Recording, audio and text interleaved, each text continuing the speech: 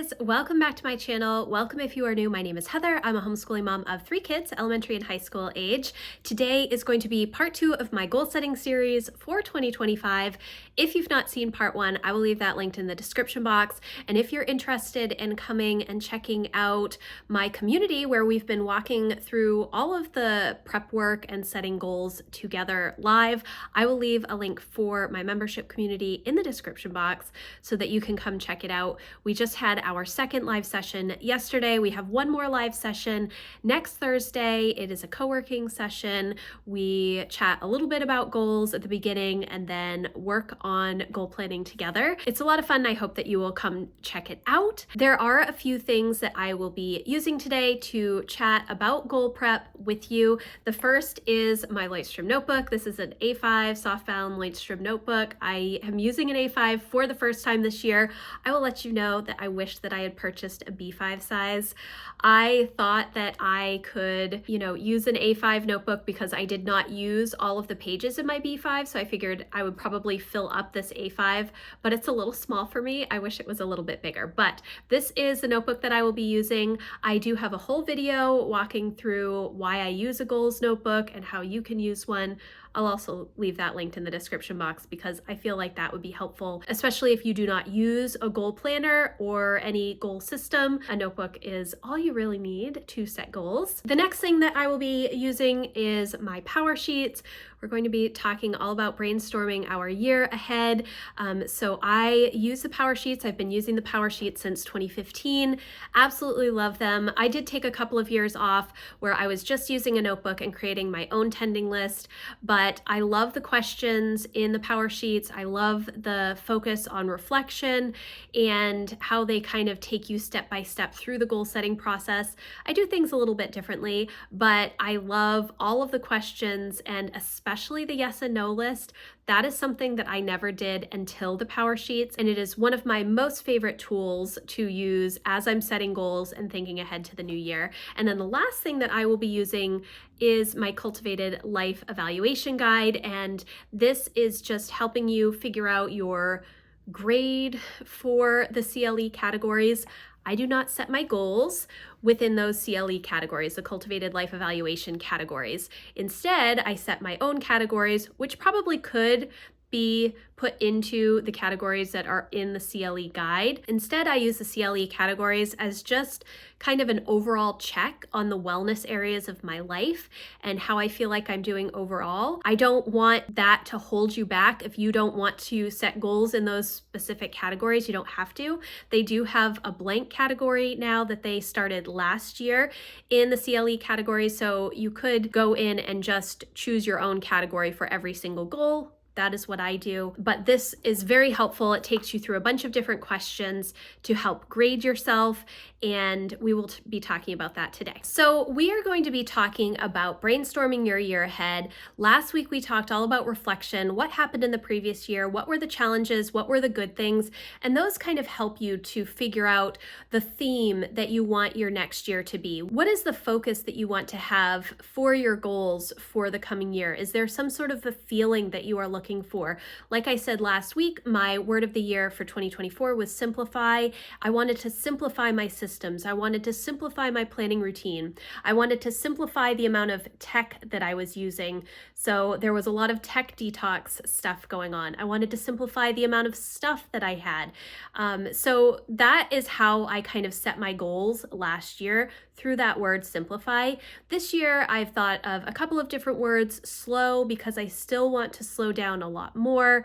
There's a lot of noise out in the world and I just don't want to listen to it. I also have considered create, and that can mean a whole host of things. It can mean creating crafts and hobbies and, crafty things like scrapbooking or knitting or sewing or those types of things, all things that I love but have not been doing for many years now. It can also mean creating rhythms and routines or creating a system for a particular part of our day or creating a new home management strategy or whatever it is. There's all kinds of ways that create can work for my goals. So when you sit down to brainstorm your year ahead, you can do this a couple of ways. I like to color code. I like to use a lot of different marker colors. These are all dual tip markers from Erin Condren, and they've recently revamped their dual tip markers, and I just got a set recently. They work quite nicely. There's no bleed through or anything like that on the paper, so I'm really pleased about it. Now, this is actually a much neater brainstorm than what I actually had in my Lightstream notebook. So if you watch that notebook video, this is going to be a little bit of a repeat, but I will take different areas of my life and I will just write that area up at the top, and then if I have an idea within that area, I just write it down. And so I have a lot of different ideas in here, and some of them will make it to my goals, some of them will not. Some of them may make an appearance later on in the year if I feel like I have more time or space or whatever to consider something different. Sometimes you may have a pivot in your year and then you already have some ideas for that pivot, but this is just a little bit neater. So that's part of the reason that I have a notebook, because I want it to be a little bit neater in here. So you're going to start by brainstorming your year. When you look at the challenges from the previous year, why did you have those challenges and what do you want to change about those particular challenges to make it easier for you in the coming year? Is it something that is going to impact you again next year if you don't make a change? Or was it just a one-off because you had a sick family member, or you were sick, or you had some financial struggle that's now resolved, or whatever it may be? Is it something that was one and done? It was a challenge for 2024, but it's been resolved? Or is it something that you are going to need to come up with an action plan for in the coming year so that you feel better about that particular thing? It could be neither. It could be that it was a challenge, but you're not going to focus on it next year because the word that you've chosen is not going to address that particular thing. Or maybe it just does not rank high enough for you to put the time and energy into, and that's totally okay as well. We'll figure out how to kind of decide whether or not we want these particular goals as we're going through. This is just the brainstorm. These are just the ideas. So in the PowerSheets, there is one page for this, and it is not enough space for me. So like I said, I have a whole bunch of other ideas in that notebook, but these were like the big ones that I wanted to kind of focus on as I started to go through the PowerSheets prep work. Now, there is a section in here where it talks about the good things, challenges, lessons, and gratitude. Now, this was something that I worked on first. I kind of go out of order for things, and that's okay. You know, whatever way that you want to use these pages is totally up to you. Obviously, I do not have them here because I journal these questions. I don't have enough space to write all of the answers that I have here. And that's kind of why I just take a little bit of extra time and sit down and go through my notebook and do it that way. Then the next thing after the reflection in the PowerSheets is actually giving yourself a grade on the CLE categories. And I'm not going to share that part because that's personal to me, but the categories that they have are community, family, finances, health and wellness, home and spaces, spiritual and personal growth, work and learning, and then there is a blank category. It's usually my homeschool category. I always add a homeschool category because we are homeschoolers, and that is a big focus of every year for me. Will definitely be a big focus next year since Emma has told me that she is ready to graduate in the spring. We were kind of unsure, so we'll see how that goes. That will definitely factor into my goals this year. So what you do is you go through those categories and you give yourself a grade from 1 to 10, 1 being the worst and 10 being the best, and decide how you feel about that particular area of your life overall. And one of the things that was very helpful for me this year was to use this Cultivated Life Evaluation Guide. This is new from Cultivate What Matters, and it has, I think, 10 questions for each category. And then the family category also has questions for those who are partnered and for those with children, and then for everyone. So you get to kind of go in and add up all of those numbers and average them together to figure out what your grade is. I think that this was really, really helpful. And it was very eye-opening because it asked questions that I didn't necessarily think about as I was considering these different categories. So definitely helpful to have this.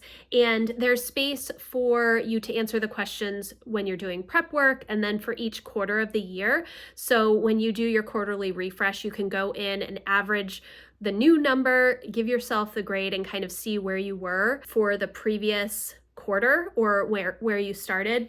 Very, very helpful. Now, there are some questions in here that may not really matter to you. And I did find that in a couple of the different areas, and I just didn't answer those questions, or I didn't average them with the rest of the questions. I answered it. I gave myself a grade for the particular question, but I didn't think that it needed to be in my particular average, so I would just remove that. So you can use this however you want, but it does have some really, really good questions in here to help give yourself a grade. I do not set my goals within the CLE categories. Over the past few years, PowerSheets has definitely moved to filtering your goals through these categories. And I know that's similar with Moxie Life. They give you 8 categories, and I like the categories. And in fact, one year I chose wellness as my word of the year, and I used the 8 categories to set specific goals, and I worked on a particular category each month of the year.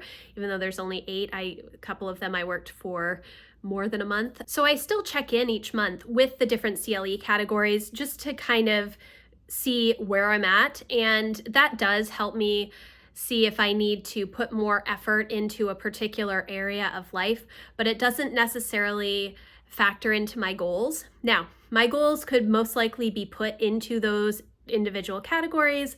That's totally fine, but I just kind of come up with my own goals and use the CLE categories as something completely separate. That's what works for me.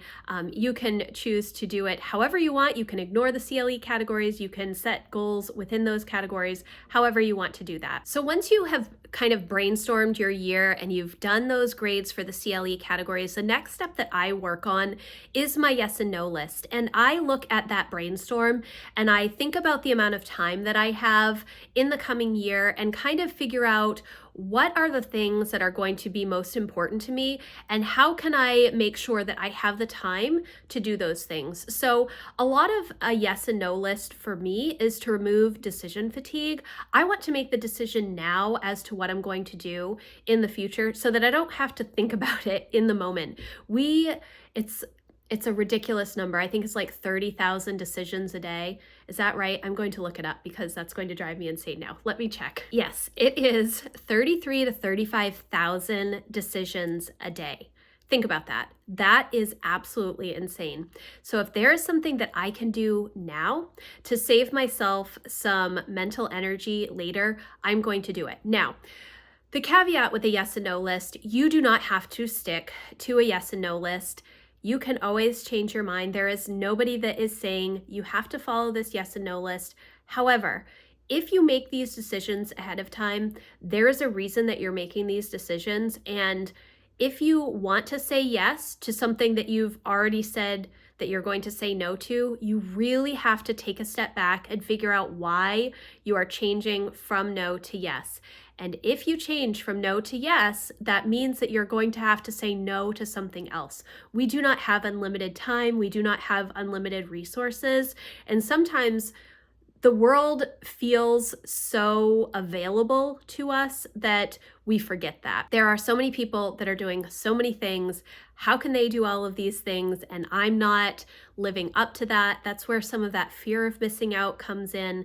But just know that if you take time now to make this yes and no list, you're going to understand where you want to focus your time and energy, and that is going to help you as you plan out your goals, as you plan out your action plans and start to make progress on these goals. You have to be honest with yourself with the amount of time you have, and you have to be honest with whether or not you really want to do something or if you don't want to do something. And it is okay to say no. It took me a really long time to understand this. And then back in 2013, I kind of hit a wall and realized that I needed to make some changes.